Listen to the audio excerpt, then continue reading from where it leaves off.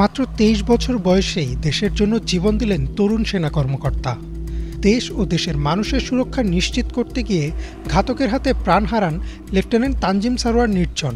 ২৪ September রাতে কক্সবাজারে যৌথ বাহিনীর অভিযান চলাকালীন ঘটে এই ঘটনা।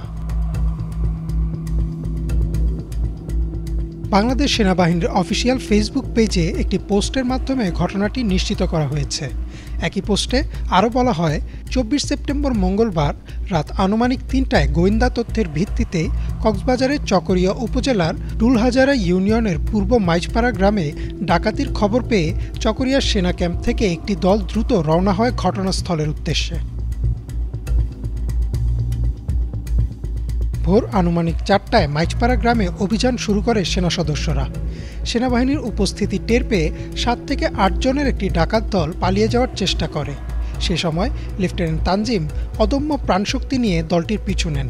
এক পর্যায়ে তারা লেফটেন্যান্ট তানজিমের ঘাড়ে ছুরিকাঘাত করে পালিয়ে যাওয়ার চেষ্টা করে। গুরুতর আহত অবস্থায় লেফটেন্যান্ট তানজিমকে উদ্ধার করে তাৎক্ষণিকভাবে মালুমঘাট মেমোরিয়াল হাসপাতালে নেওয়া হয়। হাসপাতালে নেওয়া হলে কর্তব্যরত চিকিৎসক অতিরিক্ত রক্তক্ষরণের কারণে তাকে মৃত ঘোষণা করেন।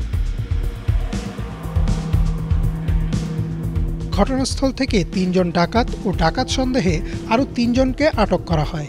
এ সময় তাদের কাছ থেকে একটি দেশীয় বন্দুক ও ৬ রাউন্ড গুলিও উদ্ধার হয়।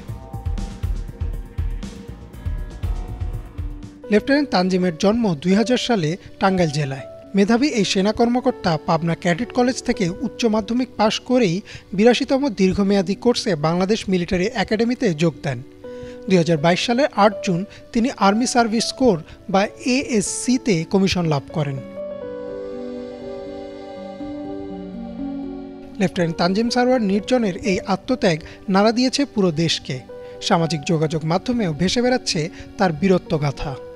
দেশমাতৃকার সেবায় এই তরুণ সেনা কর্মকর্তার আত্মত্যাগ সবসময় অমর হয়ে থাকবে দেশের মানুষের মনে। লেফটেন্যান্ট তানজিম সারোয়ার নির্জনের প্রতি বাংলাভিশন পরিবারের পক্ষ থেকে রইল গভীর শ্রদ্ধা এবং তার শোক সন্তপ্ত পরিবারের সকল সদস্যদের প্রতি রইল সমবেদনা।